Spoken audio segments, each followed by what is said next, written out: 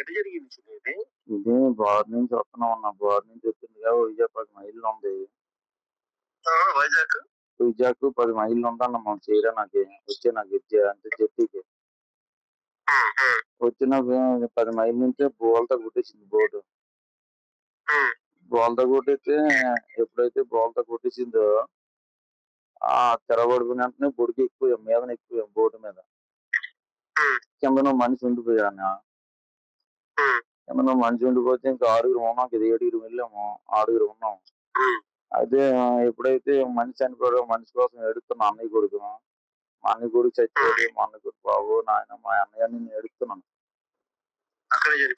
అక్కడే బోర్డు కింద ఉండిపోయాడు. బోర్డు కింద ఉండిపోతే ఆ బొడికి మీద ఉన్నాం మేము. ఆ తేలుతుంటే బోటు మీద తేలుతుంటే తెరబడుకుని బోటు మీద ఉంటుండగా 9 గంటల వరకు ఉన్నాము. 6 బోటు ఇంకా కిందకి వెళ్ళిపోయిందన్న. ఈ 6 ఈస్తున్నాము 12 అవుతుందో 11 అవుతుందో తెలీదు. ఆ టైంలో ఇంకో మనిషి కనిపించలేదన్నా. కనిపిపోతే ఇంకా 5 ఉన్నాం. 5 ఉంటే ఆ మనిషి మరి కనిపిపోతే మనం ఏం చేస్తాం, మళ్ళా 5 కాడే ఉందాము తెల్లవారిన దాకా అని చెప్పేసి ఉన్నామన్నా. ఉంటే సరే 4 అవుతుందన్నా. 4 అవుతుంటే షిప్ కనిపిస్తుంది. అయితే షిప్ కాడికి ఎలాగైనా వెళ్ళాలని చెప్పేసి వెళ్దామని అంటే మా అన్నయ్య అన్నాడు, నేను రాలేనురా, చచ్చిపోతాను, నేను తెప్పలు గిప్పలు ఏమి వస్తే జాలాలు తెప్పలిపోతాను, నేనైతే రానంటా చచ్చిపోతాను అన్నాడు. చచ్చిపోతాను అంటే ఇంకా 4 ఉన్నాము. అయితే ఈ మాట్లాడుతున్నావు ఏటనయా, నువ్వు చెప్పినోడు పెద్దోడు అంటే లేదురా నేను చచ్చిపోతాను, నా కాళ్ళు తిరగబడిపోయి నన్ను ఎదలపోతాను రా అన్నాడు. సర్లే మేము షిప్ కాడికి వెళ్తాము. షిప్ మాకు 30 కిలోమీటర్లు ఉంటుంది అన్న. ఇప్పుడు ఒడిశా అంటే షిప్ సాయం ఉంది, మా ఒడిసికి ఎదరున్నామన్నా. అలా వెళ్ళిపోదాం అని చెప్పేసి ఆ షిప్ కాడికి అలాగా చేరుకుందామని 4 వెళ్ళవసరికి నలుగురికి అవ్వట్లేదు, ఇబ్బంది అయిపోతుంది. అప్పుడు కోర్సులు మాది ఎలా ఇబ్బంది అయిపోతే అప్పుడు నేను ఏడ్ చేశాను, మీరు 3 రా నన్ను చెంగల్కి వెళ్తాను, షిప్ దగ్గర అయిపోయింది, చెంగల్కి వెళ్తాను, ముగ్గురు మీరు రండి కలిసి రండి అంటే అది సరే మాయ్యా ఈదికి వెళ్ళాను అన్నాడు. మా అన్నయ్యలు ఫ్రెండ్ కుర్రోడు అది వెళ్ళాంటే సైన్ పెట్టి మాయ్యా ఆ కుర్రోడే నాకు చెప్పాడు అన్ని. అయితే నేను ఏడ్చేసి నీతికి వెళ్తాను, నీతికి వెళ్తుండగా ఇంక వీళ్ళు రాకపోతే మళ్ళీ వీళ్ళ దగ్గర రివర్స్ వచ్చాను. అలాగా నాకు అలుపు వచ్చేస్తుంది. కొద్దిగా వీళ్ళ దగ్గర చిన్న కోర్సులు ఉన్నాయన్నమాట. అక్కడ అలా ఉండేసి యాంకరేషన్ సైన్ పట్టేసిన వెంటనే కెరటా వచ్చి తప్పుని కొట్టింది. తప్పుని కొట్టగల ఎగిరిపోయిన వెంటనే వాడికి పక్కకొట్టుకుని వెళ్ళిపోతాను.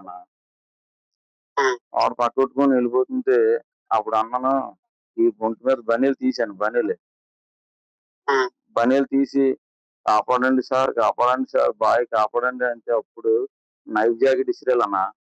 హిందీ వాళ్ళు అనమాట, అంటే నేపాలీ వాళ్ళు. నైఫ్ జాకెట్ ఇసుకెళ్ళి ఆ నైఫ్ జాకెట్ కి చేతి పట్టుకొని కింద జాలు వేసాలి. ఆ జాలు నుంచి పైకి లాగేలన్న. పైకి లాగినంటే 2 వాటర్ బాటిల్ పట్టాలి. అప్పటి నుంచి నా గుండెలో తెరబడిపోయి నాకు అయినది మైంది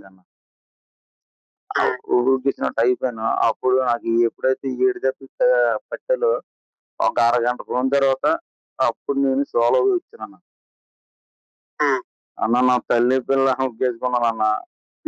ఇదే అంతులన్నా అదే అంతులన్నా ఏది లేదన్నా, నేను చచ్చిపోతానన్నా నువ్వు రాకపోతే అన్న.